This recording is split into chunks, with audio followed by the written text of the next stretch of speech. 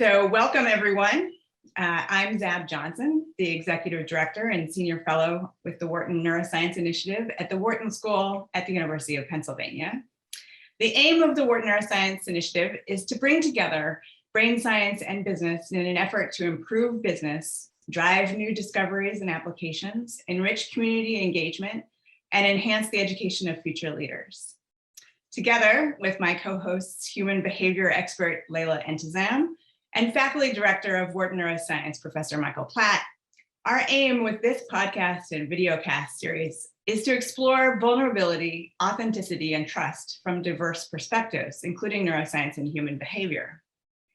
We have such a fantastic guest panel for today's broadcast. The first I'd like to introduce is Ari Handel, who's president of Protozoa Pictures, which is behind the shows Welcome to Earth and One Strange Rock, both of which are on Disney Plus original series with National Geographic. Ari has also produced and sometimes written movies such as Black Swan, The Wrestler, and Nella. Ari also serves as the co-chair of the board of the live storytelling organization, the Moth. I have known Ari now for a number of years because he also happens to have a PhD in neuroscience from NYU. And we were actually graduate students there at the same time, while Michael Platt was there as a postdoc at the same time. It's a very small world sometimes. Our second guest is Clare Murphy, a professional storyteller originally from Ireland, but now located in Bristol, UK. Clare is a performer and speaker, teacher, and story consultant. She's worked with NASA mission critical teams, and the National Health Services in the UK, among others. She's a fantastic storyteller herself, often performing and myth-telling. Our third guest is Uri Hasson. He's a professor of psychology and neuroscience at Princeton University. Originally from Israel, his research focuses on understanding how the brain responds to real, natural life events, including what happens in the brain during communication, information gathering, and shared experiences and memories. His TED Talk titled, "This is Your Brain on Communication," has over 3 million views, and I highly recommend it. All of today's guest panelists share a common interest and a passion for storytelling in all its various forms. And the aim of today's shared dialogue is to discuss what we know about the neuroscience of how we communicate and make meaning with others, the critical pieces of what makes stories work, and how and why they can be so impactful. All, of course, with an eye to how vulnerability, authenticity, and trust are intricately intertwined, impact, and alter how we tell, receive, and respond to stories. So I'll now turn things over to my co-moderator, Leila Entezam, and she'll help get our panel dialogue going with introductions. Awesome. Thank you so much, Zab, and thank you all for joining us today. I'd like to ask each of you to share just a brief 1 to 2 minute introduction of yourself, who you are, what you do, and how did you get where you are. So we'll start with Ari, then Claire, then Uri. Hi, I'm Ari. Zab hit the main points, which is I started off as a neuroscientist, getting my PhD actually with Zab and with Michael at NYU, but whereas they went on to have illustrious careers in the sciences, I pretty much fled screaming out and then found myself through various bumblings falling into Hollywood, where I started producing, writing, and working on first films, now television, and eventually science documentaries, sort of bringing everything full circle. Along the way, I got involved with the Moth, which is like the purest form of storytelling. And that's what brought it all together. I guess I may have stayed longer if I had realized at the time how much of storytelling there actually is in being an excellent scientist itself, but I wasn't savvy enough to figure that out at the time.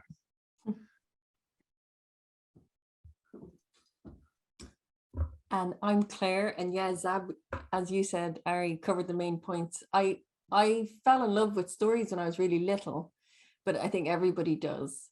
And accidentally discovered it as a job in my 20s.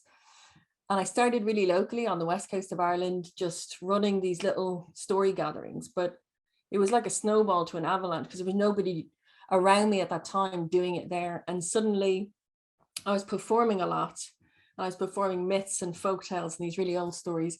But then people were asking me to teach and take what I was doing on stage and transfer it out into, well, loads of different walks of life. So I ended up working with academics and scientists and organizations and institutions and, you know, at-risk groups and all of that.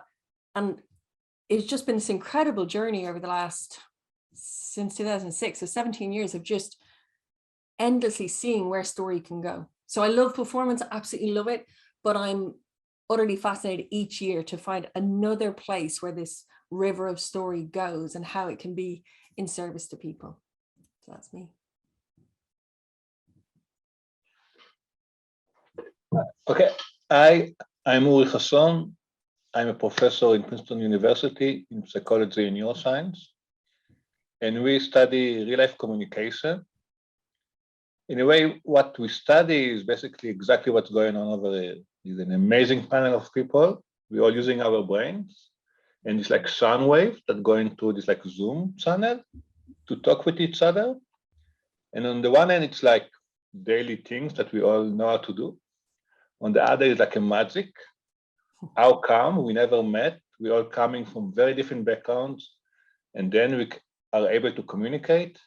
And this is exactly what we study in the lab. What is the neural basis for this magical meeting of the minds? Awesome, thanks, Uri. So I'm going to push you to follow up on that. I mean, what's the secret sauce here? What's the magic? What's going on in our brains when we communicate and converse with each other? Okay, so I will give like a very superficial 1 to 2 minutes background for the audience. In a way, what we are doing, basically, we're scanning people's brain while they communicate in real life. So we have people, also professional storytellers from the Moth, or people like us that are not professional storytellers coming and speaking in the scanner, and we can scan the people of the brain of the speakers while they communicate in the scanner. Then we can also play the recording for other listeners, and we can scan what's happening in the listeners while they are listening to the story. And now we want to see how information is going from the speaker brain to the listener brain. And what we found that is really surprising for us is that the brain of the listeners becomes similar to the brain of the speaker. So a simple way to say it, what I'm trying to do now, I'm trying to make your brain's responses similar to my brain responses.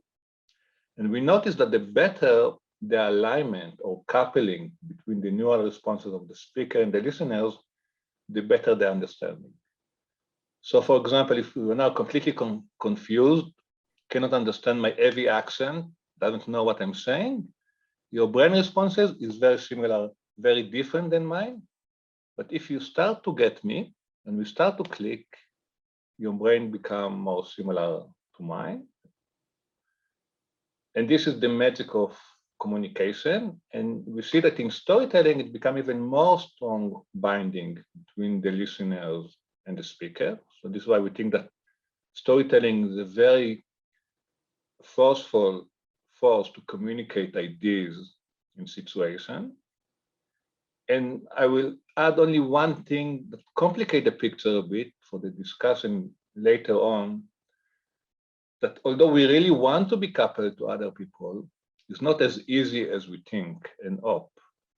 In many cases, the listeners bring their own perspective, their own way of thinking that filter what we are saying and can really hinder the coupling between the brains.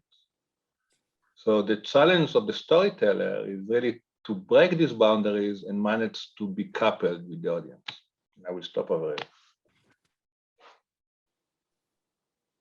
here. That's a really nice foundation, I think, and we'll get back to you because I think that kicks off a lot of questions that I have. But let's move to our next question. So because this is, the major theme is vulnerability, authenticity, and trust. Ari, why do you think that vulnerability is such a critical key component of effective storytelling in all various modes, whether it's by film and television or books or live storytelling?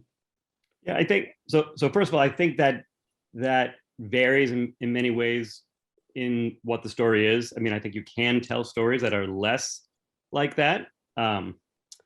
Like, let's say, Roger Moore's version of 007 James Bond, but you can also then inject that kind of vulnerability and authenticity to it, like Daniel Craig's version of 007, and you get a bigger emotional hit from your audience. So there's entertainment to be found in the former, but there's something that is deeper and more moving to be found in the latter. And a lot of what Yuri said is really interesting to follow up on, and relates to this. But I think the main central reason for that is that deep down, we're all vulnerable, and we're all protective.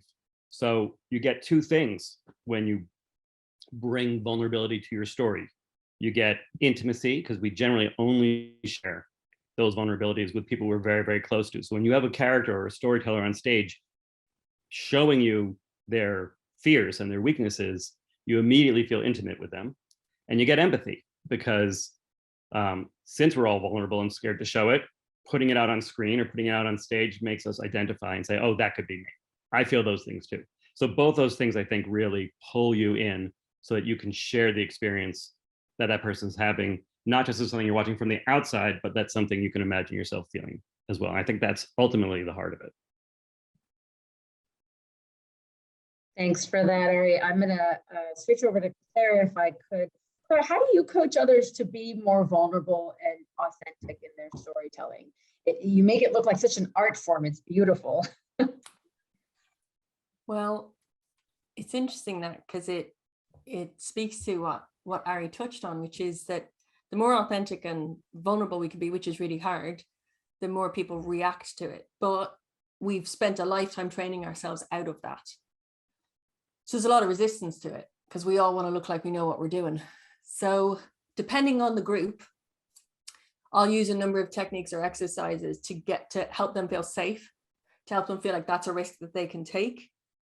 And then as you listen to them tell their story for the first time, I'm looking for the things they're not saying, usually, the things they skip over, the casual aside to, and then this woman walked in, and they try and skirt ahead, and you often have to just redirect them back to that. And if you've set up the space properly, they can dive into that moment and explore it. And as they explore it, it's like Ari says, everyone around them starts to, authenticity. It's like, we get that revulsion when somebody's being really inauthentic. We see it a lot in politics, if they've got a sort of set way of being that isn't them, and we're pushed away by that. As soon as someone opens up, everybody leans in, and the impact of that encourages them to keep doing it. So I work with the limbless veterans, the Blesma is the name of the organization, and as these veterans speak about what's happened, how they lost their limb, the veterans around them lean in and they keep company with each other. And there's this immediate community that happens from that shared vulnerability, which cannot compare to anything else I've ever seen. And it has such a power to keep people included, but also can help people feel safe enough to heal a little bit of things that have happened. I'm going to dive in with a follow-up question, if I could, actually, to all three of you. I hear a lot in people talking about how, what's the point, especially when they are personal stories and especially when they are healing stories, what's the point of retelling the story? I'm just reliving the pain. What does that do? And so from a neuroscience perspective and a storytelling perspective, I'd love to hear your thoughts on that, on why that's actually not true. It actually does lead to healing and impact.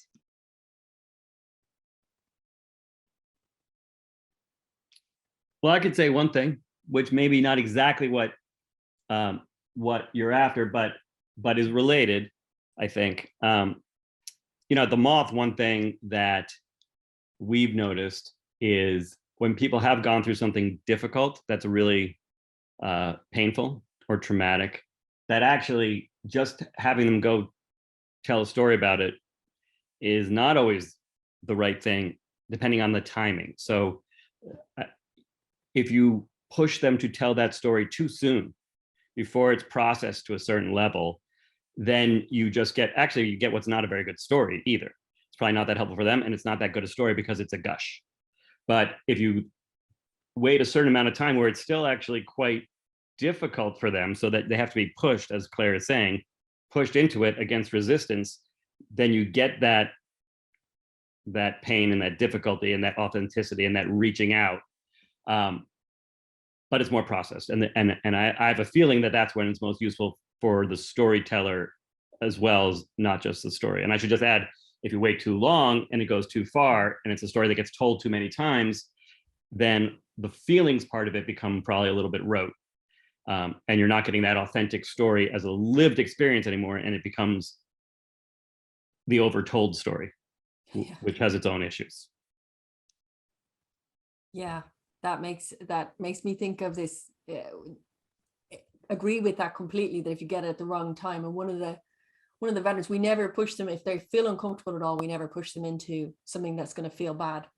And we have a whole sort of setup to protect them. But this one guy, when he finally did get around to telling his story, took a few months, and then he started telling it.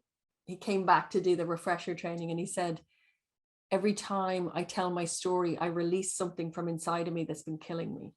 And I mean, I was so struck by that I wrote it down, you know. But I want to also say a little nod to the stories that aren't personal stories as well, because I tell a lot of traditional material, which is very different, isn't it, to personal material. But I've seen people by telling those stories, it's not their own story, so it's not authentic to their experience. But it's funny that it also gives them a certain layer of strength and courage, and especially in communities that are at risk, that say don't get heard enough. So I did some work with an international group in Galway years ago who were waiting on, they call it a waiting status. There's terrible terminology in that realm.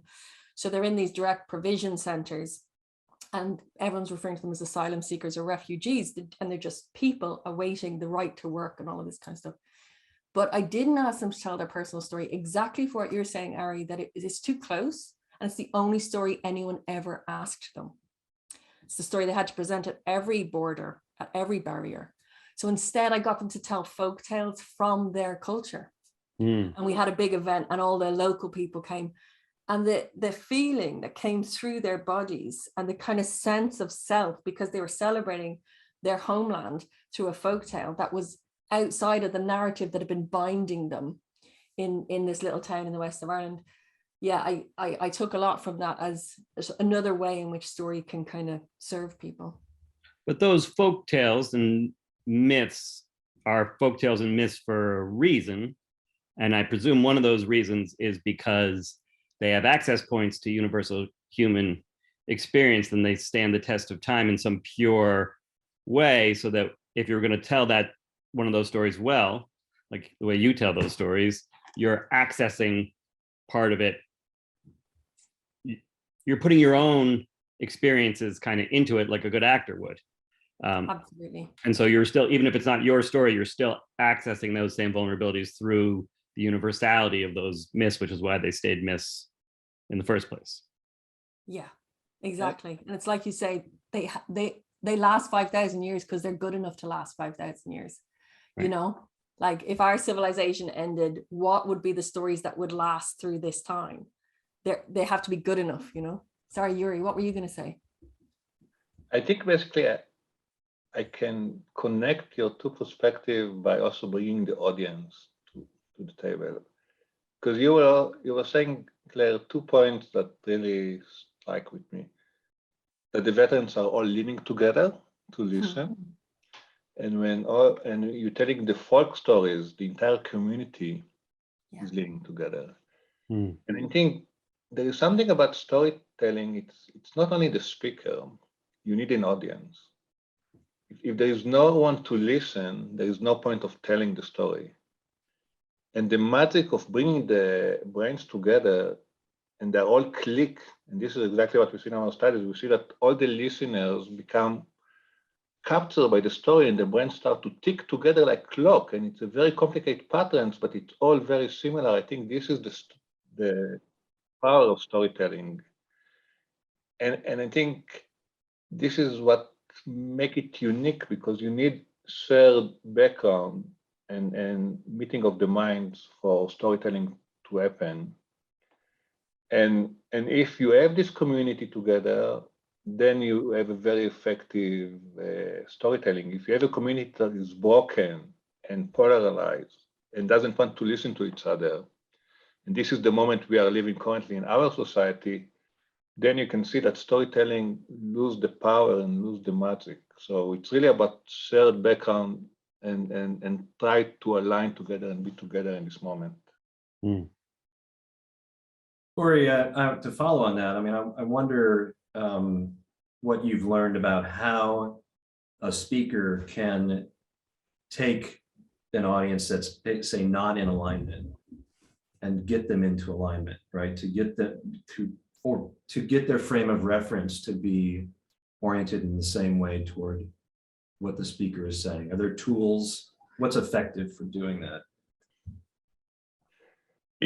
It's really a big problem, because I don't think there is a recipe for storytelling. There is a magic and unique moment. There are many different ways to get to this like magical moment that people are open up and willing to be coupled. And there are many forces that go in against it. Maybe if I will give one example from a study, it will make it more concrete a bit about what we see. So for example, we took a study by J.D. Salinger, and this is a short story, very smart and ambiguous. The background of the story is husband in New York lost track of his wife in a party, go to the house by himself in an empty apartment in New York. Where is my wife? He's a very anxious guy, calling his best friend in the middle of the night. Did you see my wife? Can I come over? I'm really worried. Next to the best friend, there is a naked woman lying in the bed. Salinger is very smart not to reveal her identity, the woman. Right? So as good scientists, we ruin the story. We ruin the magic. We told half of the subject, the naked woman, this is the wife having an affair with the best friend. And for the other group, we were saying, this is the girlfriend of the friend. This husband is very jealous, but the wife is very loyal. So very different context. And what we saw is that basically all the people that have one set of beliefs when they came to listen to the story were more coupled together, and the other group were more coupled together, but there were like differences between them. And the differences between them was enough for us to know by, chance level is like 50% to guess, what do you think? The wife have an affair or the husband is crazy. We can precisely know, 91% accuracy, to be precise as a scientist, what are you thinking based on how similar your brain become coupled to your group. And this is a very strong effect. And because it was only one sentence before a story started, and because in real life you come with way more filters and opinions and beliefs to listen to the same story, it's difficult to fight this effect. So it's true that there are like tools for storytelling that can bypass it a bit, and we can talk a bit about these tools as well. But before, let's linger a bit on this, like how difficult it is, basically, because we are not listening to the same story. Each one of us listening to the story from its own perspective. And that really complicated the process. I think that's really amazing, Uri, and it suggests something about the way that a really effective storyteller can somehow draw people in and get them to lock onto their brain, right? Which I think is pretty profound. I wonder, and Claire, you probably know this better than anyone, but I wonder if it's about pulling the audience to root for you on that stage before they know too much about your story. So, a lot of these stories start with humor or start with in screenwriting, there's the myth of like, do something nice for an animal when you first meet the character, just to let them know that, oh, you're a good person. These little things that have no political bias but universals that just very quickly align the audience and say, this is a good person I want to know, and I'm going to root for them. And I think probably most storytellers start with something like that. Occasionally they'll drop you right into like, here's the drama, but often there'll be a phase of win the audience over to where I am, usually by saying, I'm vulnerable, I'm weak, or I'm the David to the Goliath, or somehow I'm outmatched, I'm the underdog, or et cetera, or trying to do right in a difficult world, or something like that to align. And then I think once you've got them, you can probably take them places they might not have gone otherwise. So. Yeah, that's interesting that you bring up humor. So when I got started as a storyteller, I definitely used humor every time. And I would flirt and I would joke with my audience until I sat down with a master storyteller and I asked for his honest opinion. And I got a lot of information in the next 40 minutes. And, he said, that's fine, but that's one trick. What else is there? How can you expect them to go deep into a dark story or sad story if you're always defaulting to humor? So I agree with you. That's definitely a way in. I've had to learn. It's a much more somatic feeling. So I want to be able to go on stage and connect to my audience without having to trick them with humor, because it's, I had to learn that. So it's a very subtle thing in the body, but I have to let go of the outcome. I have to already like my audience so that I'm generating that warmth. I have to trust them that we're going somewhere, but I'm not sure if we'll get there. My hope is to get there, but I'm not controlling it. And I have to be really vulnerable, like not go out sort of, I'm in charge, because that energy, would repel them. So I've spent the last sort of 8 years or so, 10 years, looking at that, what I call the grace time. So it's the moment as before you enter the stage, then when you get on stage, and before I open my mouth, of connecting as much as possible. I mean, and I'd be fascinated to try and track if anything is happening in the audience, Yuri, at that moment, because maybe it's all in my head. But I suppose what I want to be able to do eventually is to open my mouth and they're there. And, they'll go with me wherever. So that's the practice really, but that's a lifelong practice, Definitely like body language, and you signaling with your body and with your face and your intonation, and all these like extra levels really induce coupling. And so it's not only your words, also how you project them and what you're saying and how you are saying it. And remember, you are in a very particular moment, basically, because you go on stage and the audience are there to listen. Yeah. So it's already basically you passed most of the barrier, because most of the time people don't want to listen. Right? They're blocking the communication. But on stage, you are opening, but also your audience are open to you. So I think you like to feel this like magic happening on stage. But if you will go basically on the bus or on the subway and start telling stories, it will never work, right?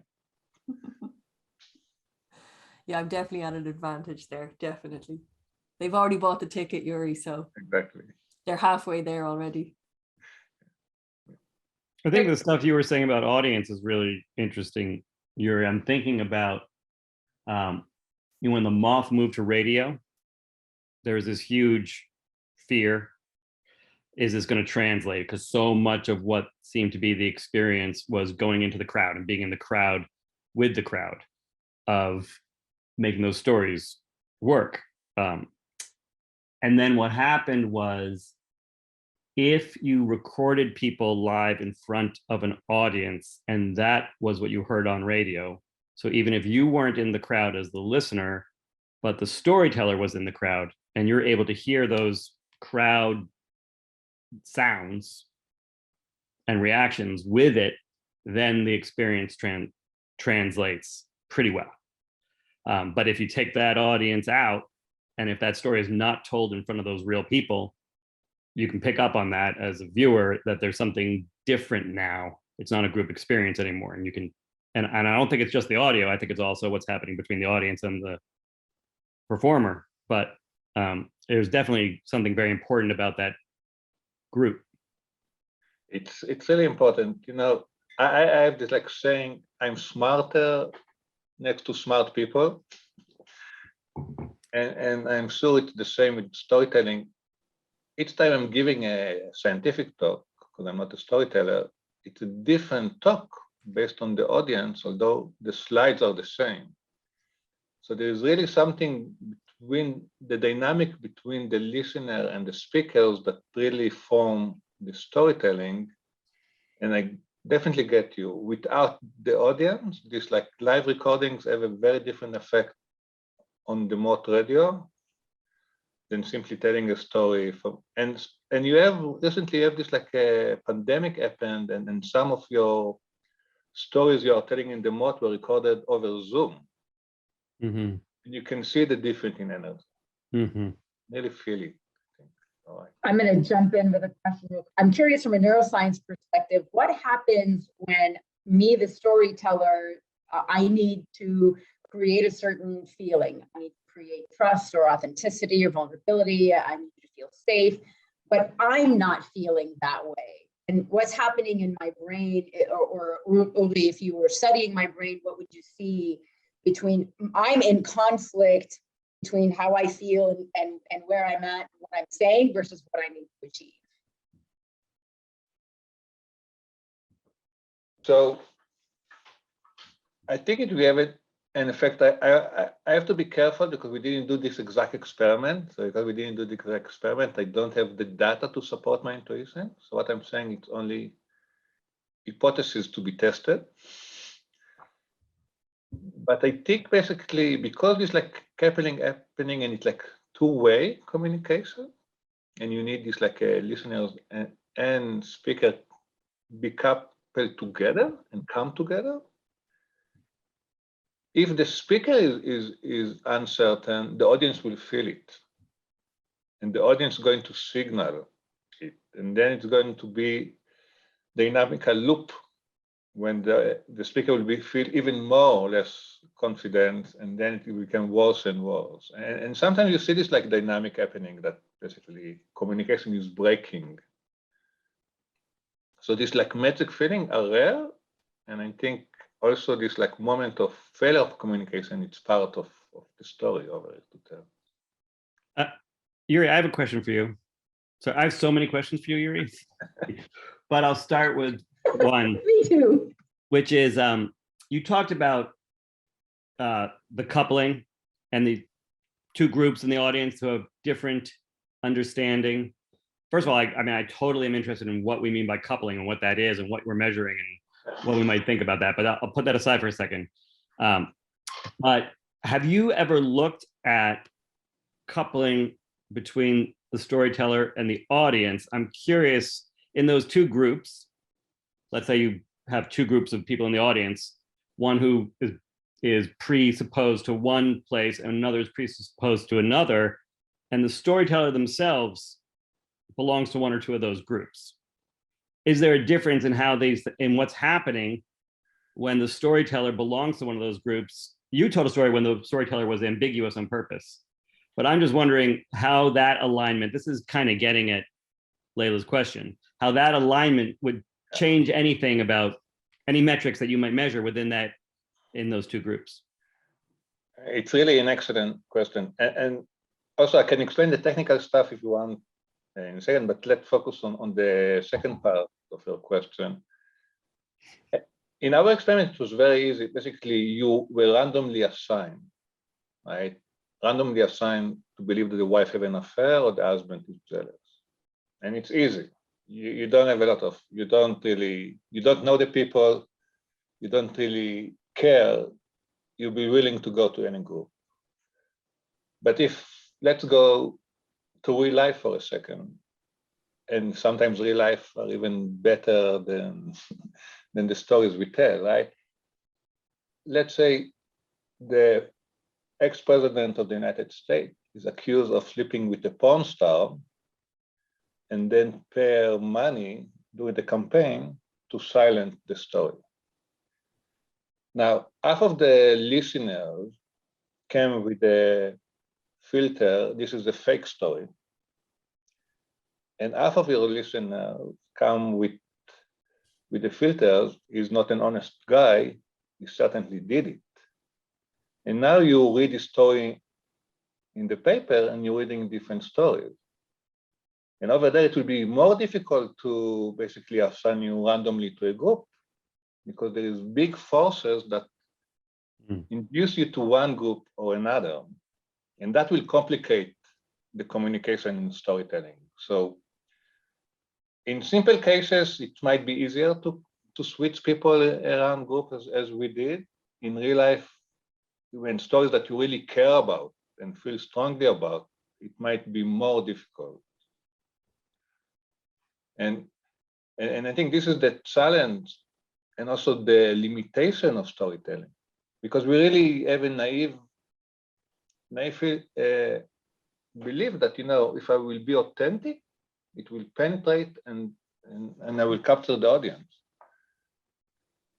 And it's not as easy in real life.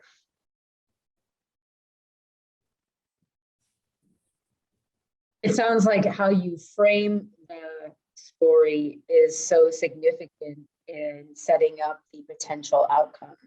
If I think about the part of what you're doing is setting up a different frame, or when Claire is saying as she walks on the stage, what frame is she setting in her body language, in her tone, all these different ways where we can control the frame we are coming to the table with as the storyteller. It's correct, but my point is that the framing happening before the audience come to the theater, there's like life of contextualizing the story. They're coming with a lot of memories and reading the news. Exactly. With their friends. So this like framing is way bigger than your story. Your story, it's like all the people come from different backgrounds and different patterns to this like moment of being listening to you, and then they're going to be separated apart. So you meet them in a very narrow point. And this narrow point not going to change all the things they are thinking about. You want basically to change them slightly to your direction, but it'd be wrong to think that in one story you change people's belief and they're going to change the frame of mind forever. It rarely happens. It might happen, you know, but it's a very rare situation that the story will have this effect. I tell my clients it's a database. Your brain is a database. And it does a Google search. And so whatever is in your story, all the stories in your database determines what comes up in your Google search. That's very different for each person. I'm just curious. It's interesting you say that, Yuri, because I hadn't quite thought of it that way. I always say storytelling is an act of transmission. You know, what I feel, you're going to feel. Whoever the speaker is, doesn't matter if it's on stage or informally. And that's why, you know, Ari said earlier, you don't want to tell it, you don't want to overtell a story because it gets tired. And if you're tired in the telling of it, your audience are tired in the listening, you know. But of course, the bias people come in with, of course. But I have a question for you, Ari. I had the great pleasure of listening to your monkey story the other day, which was beautiful. And for me, in the middle of the story, you have a real transformation. And it's beautifully, you know, it's beautifully spoken. But I'm wondering, at the Moth, have you noticed after the stories are told, have you noticed anything in the audience around the transformation that the speaker experiences? Does anybody comment on that, or is there any knock-on effect to the transformations that are being talked about? Well, I mean, I feel like in the Moth story archetype, which, you know, I don't know if that's for good or for worse, there sort of is a Moth story archetype, and it may well be some of that is story archetype, and some of that might be Mothy story archetype.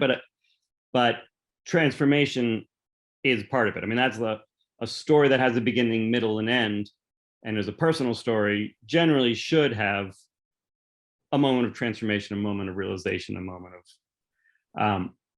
So I think that's always there for the audience. But I feel like you're asking a slightly different question, so I'm not. So I'm trying to. Yeah, I'm wondering what the impact is, because you've obviously spent time in the audience right after they've heard all these stories. And is there that? Do you get that feeling of transmission, that transformation has been transmitted? That's where the power. I mean, that's where the power is. People are. So first of all, you should come to a Moth show next time. Let me know when you see one in your town, or if you're in New York, let me know, because I'd love to take you to a Moth show. If you haven't been to one, that goes to all you guys, and Zab, who's not here. But yeah, you really feel that power. I mean, you really feel that power of what these people have gone through. But the biggest part is the storytellers themselves. There's usually 5 to 6 on a given night in the Moth, and those 5 are on a weird high, that they expose themselves in this way, terrified, like that story that you heard. I've never been as scared in my life as to get up on the stage and tell that story. And most, if not all, of the storytellers are terrified, even the really seasoned ones. You see them outside beforehand, pacing up and down, smoking cigarettes, looking at their notes, the ones who tell stories all the time. There's something, I think it's probably inherent to the vulnerability, authenticity line thematic of this, to be terrified no matter what. And so they went through that together, these 5 people, and they're like best buddies now. They had like this amazing experience and they're rooting each other on, and it's a group kind of cathartic experience to have gone up there and told this story and basically in a certain way free falled for the audience to catch, and doing that trust fall, which is part of the energy. So I think that's, and I don't think you would get that without that transformation. And there's something about the Moth in particular. Basically, I used to go to the Moth when I was like a postdoc in NYU, and it was like 2004. So it wasn't. So those were the good old days. Good old days, and you go to the local bar. There was like no line, no tickets, you know, and there was like this like type of stories, that magical moment, that it was really unprofessional storytellers that were really going and telling their own unique, once in a life story that they have to say, and that was the best stories. And whenever we have this like professional storytellers, because in New York there were like many actors that went to these like stages to practice their stories and like basically saying story after story, there was this magic was lost in a way. So I think really the best moments is this like this unique people that have a unique story, and I think we all have like 2 to 3 stories that we have to say. Some of our like 10 stories that are unique, like 2 to 3, and these are the special things for the Moth. So there's like there's 2 threads of this in the Moth, and I think everywhere. There's the raconteur, who is a person who could, tell you about going to buy eggs and you'd be riveted because they have the gift, and we know them. There's many people, that professionals who do this, who are just remarkable, and they can imbue it with philosophy and emotion, and they're amazing at that. And I think we celebrate those people, and they move us. And some people are particularly fond of that mastery and just the artistry of that. And then there are these stories that are told by people who aren't particularly good storytellers, but the idea is that everybody has a story. We all tell stories all the time at our Thanksgiving tables, at our everywhere. So we're all storytellers. We all have stories. And I've always been moved more by those ones.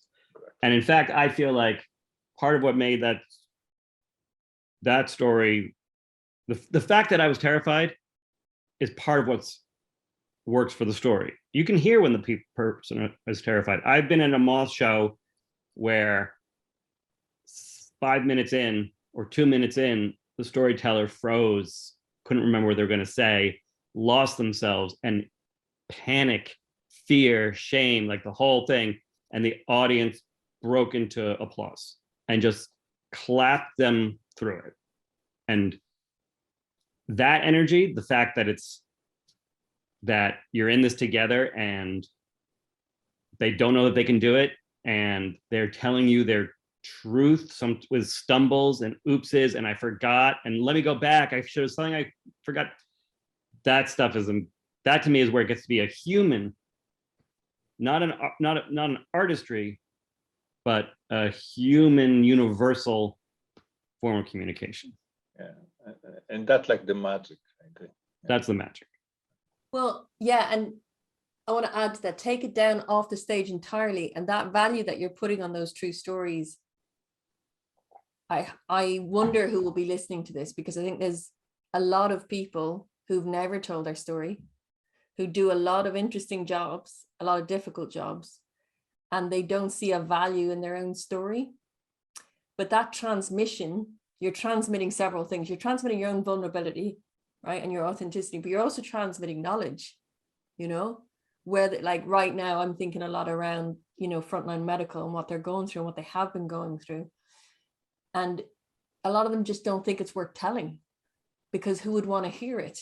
But of course, if you're a really experienced doctor and you tell that story of your first day of being terrified, the first time you had to crack open a chest on a child and do open heart surgery or something, or maybe less dramatic, maybe it was the first time you had to you know, put a needle in and draw blood.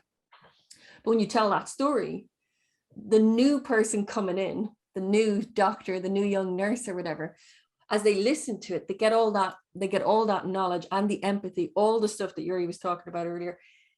But so many people I meet just don't see, they see your story as valuable, but they don't see their story as valuable. And we've got to find ways to flip that, you know? Well, that's how, and this relates to where we started, because when they were asking you, I forget who asked you, Claire, about how do you push people towards vulnerability, but that is why you push people towards vulnerability, because that doctor who says to you, I have something, I don't know, it was a meaningful day to me sticking that needle in that arm for the first time. Well, there's a why there. There's a why there. And that why is going to be a fear, or it's the reason they do what they do. It's the reason why they were scared of what they do. It's their little triumph or their little fear. And if you push at it hard enough to get at that why, well, why did you pick that day? Why are you telling me about that day? Why did you tell me about that woman who came in the room and you didn't mention it, but wait a second, you gave me that detail. And if you pick at those enough, then you find the universal behind it all. That will be the thing that makes their story something that everybody wants to hear, I think. Yeah. And I think I can bring the science back as well to help us thinking about it, because there's a question, why do we tell stories, right? Why do also we want to hear other people's stories, right? Basically. And I think Claire is right, we all have our good stories to tell, and the audience need to listen to them, and why we have desire for storytelling. And I think it's not because it's going to happen to us, right? I'm not going to become a surgeon in the hospital, right? I'm not going to be a doctor, medical doctor.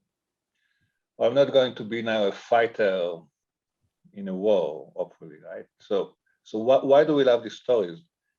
And I think it's because we're learning something about humankind, and it helps us to act in the future. So basically, each story that I'm listening and it's a good story and I'm taking something out of it, it's going to change my behavior in the future. And I think the brain really gives prime value for learning things that can help you to survive in future situations without experiencing themselves. You know, I don't need to go to be a soldier to learn something about how to protect myself when I would need it. It's better to be on on the theater and listen to it, or over the radio while I'm driving, instead of being in the world to learn this lesson. So it's really a valuable thing for the brain to learn from other people's experience, and then it can help them to adjust their behavior for future things. So I think this is why we all really want to listen to stories, and we see a deep connection between remembering our own stories and imagining future situations that might happen to us, or telling fictional stories. So there's a true connection in the brain between the two processes. And is there a connection? I mean, there's another level to think about it that relates back to what you were saying, Yuri, about two groups of people with different biases trying to operate in the same society with the same facts. And I feel like the other function of storytelling, which isn't at the individual level, is at the societal level, which is, who are we that we are operating together? We operate together because we share the same stories. And those are Claire's myths. But only by telling ourselves these stories again and again, or different versions of them filtered either through the original text or through our own lives or through our own analogies of it. And instead of by telling and retelling these stories and listening them together, we reinforce this idea of a community. Absolutely, it's really bringing us together. And that the function of stories is to bring us together and make us a community and shared background. And this is why we're really in a very dangerous moment, because basically there are now these like machines on the social media that give each one of us a different story. And we're losing this common ground. And our society is breaking because we don't have this like place to come together and listening to the same story and form the narrative that will make us glue together. And this is something that we need to change. We need to be back in dialogue with everyone in the society and bring everyone to the table and not say, you know, we are all together. Otherwise, we will be basically going to crumble as a society.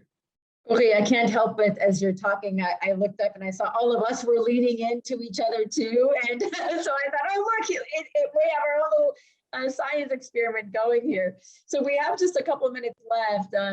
If I could ask each of you, what is your best advice for creating vulnerability, authenticity, and trust in storytelling, or for promoting that? Let's have Ari, Claire, and then Uri. I mean, I guess there's two things. On a simple like techniques level, I would say, you know, the big thing is details, specifics. Ground people in the body, in the viscerals, in the feelings, the smells and the sounds and the little details to help people come into that space, so they're not hearing about it as ideas, but they're grounding in it physically. And that's a small thing, but it's a big thing. And then the second one is that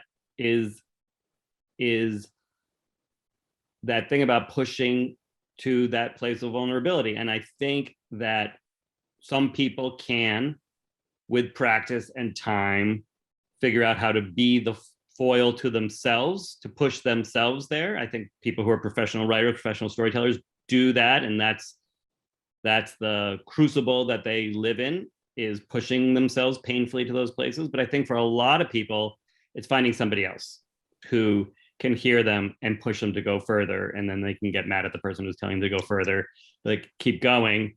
And it may be finding that person. And that's scary because you're not going to want to share your story just because of the fact that it comes close to some vulnerabilities you don't even want to go to. So I do think finding someone that you trust enough that you can have them push you is probably a really useful tool. Incredible. Thank you so much. Claire? People often think stories have to arise out of the moment, it has to be improvised, it has to be, you know, it has to have just occurred to you. And just to say that you can tell a personal story more than once, and you can feel a rhythm inside of it. And you start to feel the bits you don't need necessarily. That's a tangent, that's a little rabbit hole. And so, yeah, not to put that pressure on yourself if you're starting to tell stories to just feel like it has to be good apropos of nothing.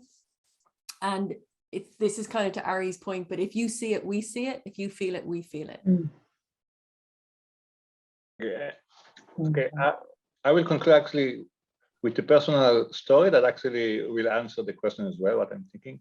I remember I came to NYU, and basically I was like, immigrate to the United States. My English wasn't as good. It's still not good enough, but it was even worse. And I remember I was going to this like scientific talk of like brilliant postdocs that they were so articulated and knew how to project their voice and give talks. And I was like mesmerized by their capacity to speak. But at the end of the talks, in many cases, I felt it was an empty talk. They didn't say much. They were highly articulated and performed, but the content, the scientific content was very superficial. And at the end, I remember it took me like 6 months to realize it doesn't really matter how well you are saying stuff, as long as you have something meaningful to say. So I will end by saying, if you have something important to tell to people, go to the stage, be brave, and tell your stories to other people. Beautiful. Wonderful. Michael, anything you wanted to add before we close? No, I couldn't add to any of that. I was wondering, I'm sure I was not the postdoc that Uri was talking about, because I was just dreadful at giving talks. It took a long time, a lot of practice to be comfortable doing so, but worth it. But really, this has been a wonderful hour that we spent with 3 amazing people, and the topic is I think really timely at the moment for a whole bunch of reasons. But really, thank you all for your time and your insights and your energy, and hope to see you all at a Moth together soon.